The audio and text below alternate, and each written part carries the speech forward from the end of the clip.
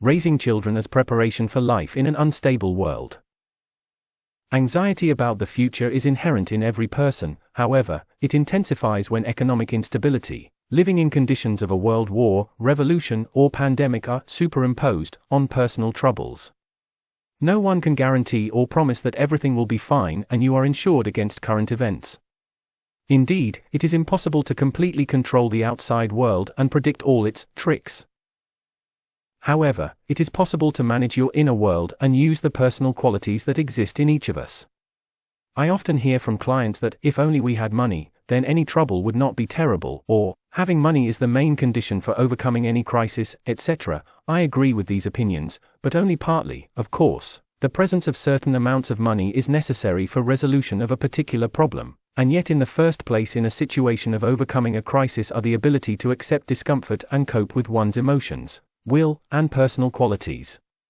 All this constitutes an effective model of coping behavior, which is established in childhood. Therefore, in this case, I draw the attention of parents to the system of raising noble children, which included strict requirements, hardening, constant classes, and was based on moral values. Stereotypes that noble children were pampered and spoiled are fundamentally incorrect, as they are refuted by the memoirs of famous people, for example, Prince Felix Yusupov, as well as by research by historians and teachers who note that the mourning of noble children began with an early rise, prayer, hardening, and physical exercise. Strictly monitored the health and posture of children. There are frequent references to hard beds, light clothing in winter, low temperatures in children's rooms. The day was filled with classes, Greek, Latin, French, German, etc., from general education subjects, mathematics, history, astronomy, compulsory, music, dancing, drawing, etc.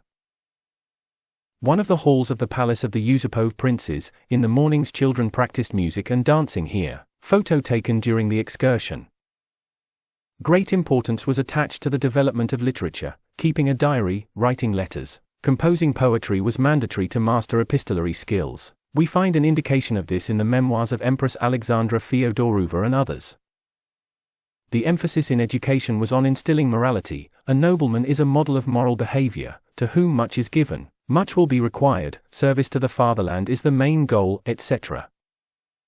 The children of generals and grand dukes served as ordinary soldiers, daily facing the hardships of military service, which instilled in them discipline, patience, and will. Therefore, it is not surprising that from childhood the nobles were accustomed to living in uncomfortable conditions, controlled themselves, and overcame reluctance, despair, sadness, and pain in any circumstances. We understand that this behavior was not innate, but was achieved as a result of upbringing.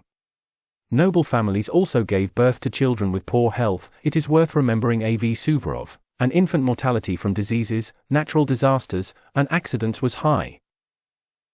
Princess Yusupova's bedroom, the fireplace was lit only in severe frosts. The room was very cool by our standards. The photo was taken during the excursion.